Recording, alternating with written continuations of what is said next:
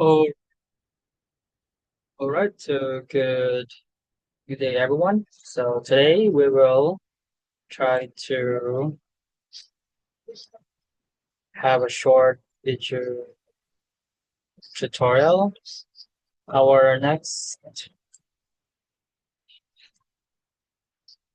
video is about data management and tidy workflow, organizing your research data in R. So I think this is very important because when you try to run your data in R, so there will be a lot of unclean data. So when you load the data, it means that are ready to do the simple statistics, descriptive statistics, and maybe you could run like modeling or other comprehensive data analysis. That before you dig that is it is important for you to look at if your data is already ready for data analysis. So maybe you run your code and then you produce a map or you produce a figure and then you realize that the data there was an NA or it's not yet it's not yet clean, so it's important for you to uh, clean it before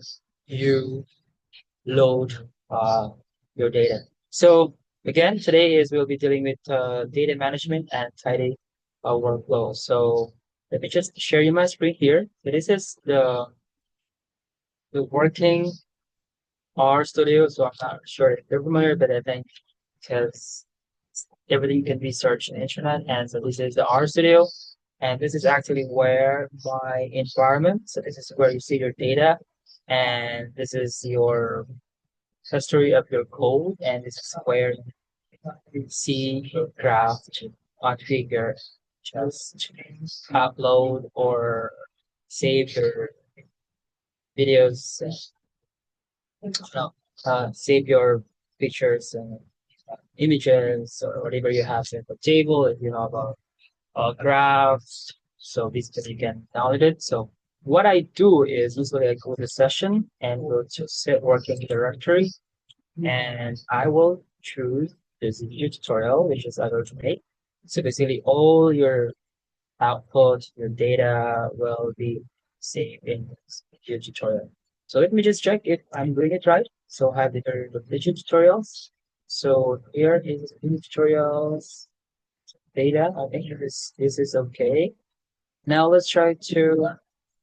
So if you're not familiar, you can actually go to file and new file and then script, and this is where you write your script. So it's a write script, write script. So you can just the good thing in R is when you write your script is you can save it, and once you do the analysis, you can always just change the source of your data, and then you are to create a new figure or whatever it is. So in this case, because I already have a pre uh,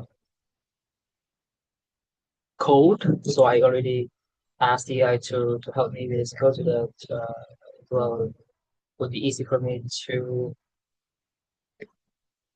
show this for you there. So today is so install one. So let's say I want to install this, install dplyr. And I'm gonna install as well the library leaders. It says that it's so far it's good.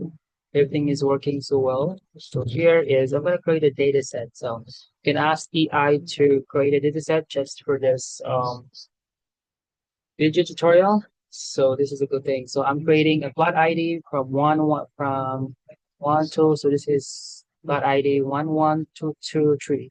Tree ID here, and I have species Sharia, the tour curves Sharia. So basically, I'm creating a 6 observation data set, and the DBH is 35, 18, 42, 25, 12, and 15, and the height is 20. So preparing all this is the data set, let's say 35 for this one, under block one, under tree ID one, and the height is this one. So this is, we just run this. So trees, the table, or I don't want trees. I want to change it to data.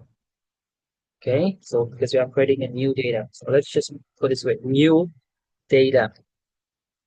Let's see if it will work. So new data. So basically you have your new data created. And here, so you have the plot ID, the tree ID, and you have the species, you have the DPH, and you have the height. So basically, you already have the data. Now I'm gonna run this new data, but I don't want new data, so I will just make it simple because when I write a code, I don't want to write. It will be a lot of time, so I will just delete new and rerun this data. Right, so now we already in a um new data, but then the code is trees, so so I don't want to change the code there. So I'll go back to trees and sit. Okay, so let me just clean this environment and then run the data again. Trees. Okay, this is how you manage your data. So let's say big trees. This is the what's it called the pipe. This is how you select it. So big trees is the name of the data set, and then you're creating a new data set that trees higher. So you are filtering the dbh that is higher or equal to 30 centimeters. So I'm gonna run that, and now you see that the big trees of four observations, which is 6 trees, and then we filter trees that is only big trees. So now we only have the big trees that is higher or equal to 30 centimeters. So this is the power up ID. And now you can run the big trees. So basically you can see there. And let's say you wanna filter 3 species under Sharia. So again, this is the name of your file. It should be here. And this is the new dataset that you want to create. And I will just say filter other species. So I'm using this. It's like this is important when you select non-numeric values. So times this uh, symbol, and you always have to put this parenthesis sure, yeah. So I'm gonna run that, and here you have the Sharia. So all the species that you filtered is all Sharia. So see, this is the power of R, and the good thing in R is it's if you imagine if you're dealing with 10,000, 20, or 50,000 trees or 1,000 plots. So this is good. You can do in Excel, but then it will be it will be really heavy for Excel. So that's what R is very powerful in terms of a large data set. So now let's try to go to select. So let's say choose only one columns. In this case, I just want to select one column. So trees again, this is the select. And remember, this is how you create a new data set. So let's say I want to tree smalls, whatever that you want to write. So select plot ID, tree ID, species, and DBS. So here, and the tree small here, and there you go. So to save that, now a drop column. So let's say I am interested. Yeah, let's say my initial analysis is I'm only working on species and DBH, but I don't really need height. So let's say I'm gonna drop the height. So the best way to do that is this is the name of the data set. This is the pipe, and select. So because you are dropping this column, so you just have to write this and just put negative uh, before the column name. So just to remind that you can do this, names and trees. So see, you can already see the name of your variables. So plot ID, tree ID, species, DBH, and height. So I just put their height, and there you go. You already have your trees. So now let's try to mutate. So I don't know if you're familiar with mutation, but you imagine like I'm creating a new variable, let's say, because what I have is basically um the Sharia trees. So basically, okay, I have only six observations. So sure, the species, DBH, height, and plot ID, height, and let's say I will create a visual area that is computed based on DPH. So in that case, I will just say this is the name of the variable and mutate. And let's say the DPH, and DPH is centimeter and this is meters. And I just wrote there dph divided by 100 because I want to convert this centimeter to meters, and the visual area, which is square meters. So the formula for visual area is pi over dph divided by 2, and you have to square that. So this is the formula. So I'll just basically just do like this and run it, and you have there the trees, um, big trees, and here is the trees visual area. So let me just check. So trees visual area. So now here, so from 5 variables to 7 variables. So that's the thing here in mutation. So now if we all try to run it, the trees, and there you go. So I'll continue this later. I have to, there's someone, I just have to stop recording. I will, sorry about that. So now where were we? So, okay. So here is the summarize plus group by. So let's say you wanted to summarize your data based on the plot level information. So you can say trees, you have basically plot one, plot two, and plot three. So we will try to summarize that. So let me just delete all this file so that it will not be messy here. So here is your tree visual area. So this is now the data set that we'll be using. So you have now the computed visual area, and this is visual area per tree, and you can see, and we will try to summarize that into a plot information. So what you do is just, again, you'll be using your trees visual area now. This is your new data set that you created, and this is now the plot summary. This is the name of the data that you wanted to create. So group, you want to group by plot ID, and let's say I want to summarize. Summarize, open, and then the number of trees.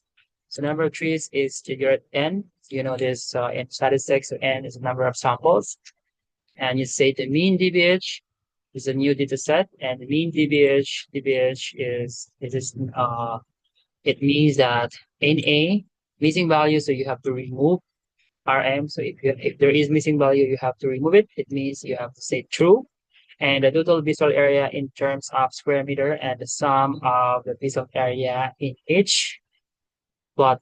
So now it's true on groups, and you have to drop by group, and just run it. And there you go, the plot summary. So you understand that before we checked that we only have plot uh, 3.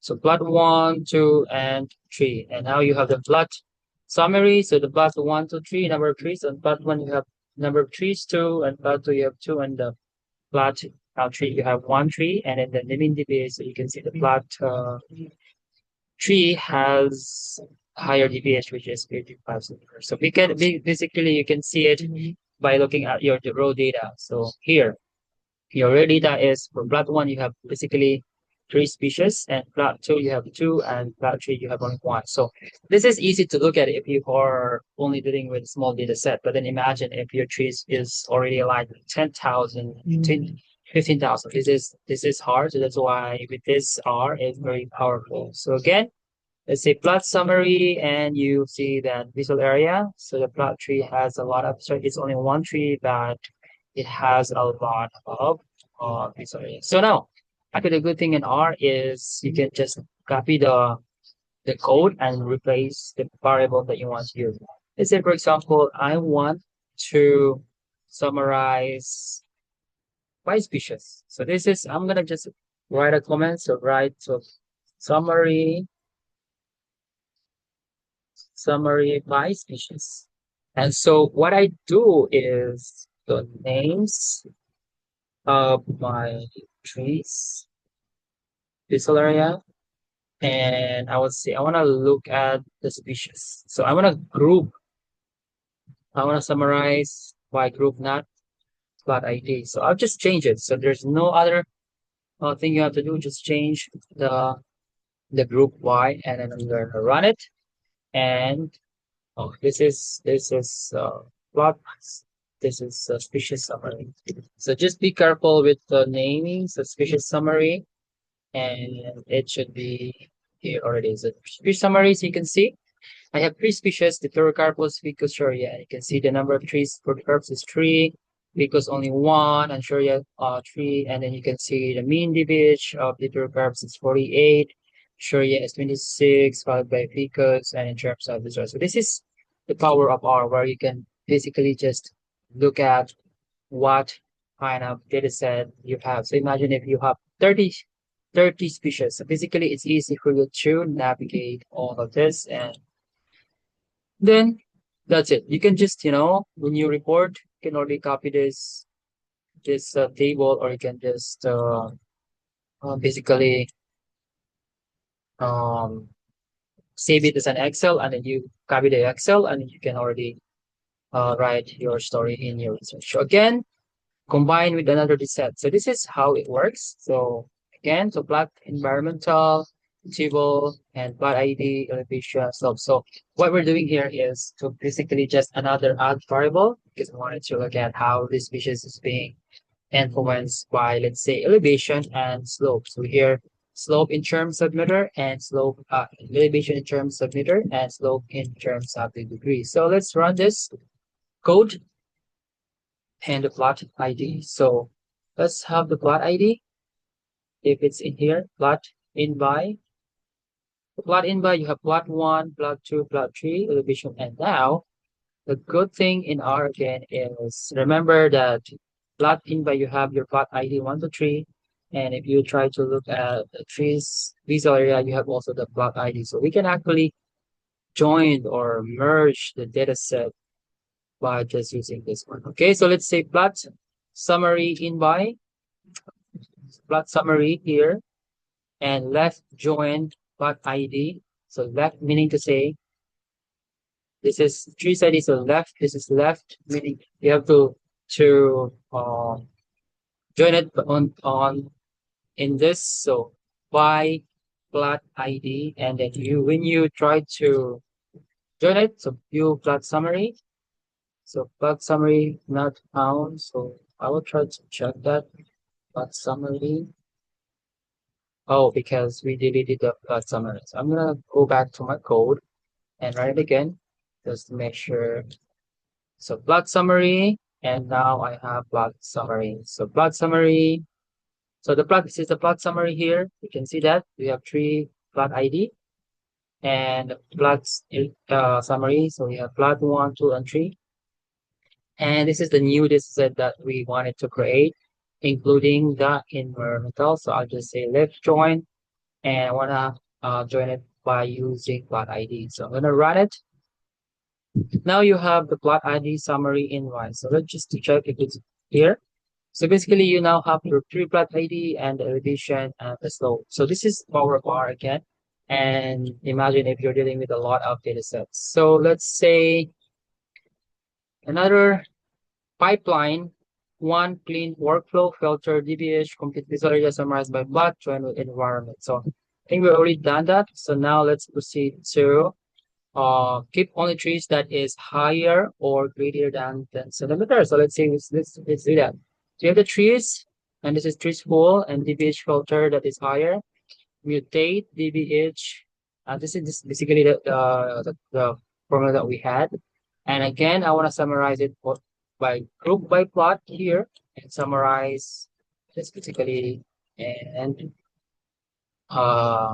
merging everything. So I'm gonna run this code, plot summary full. If you try to look at plot summary full, it should be here. So here.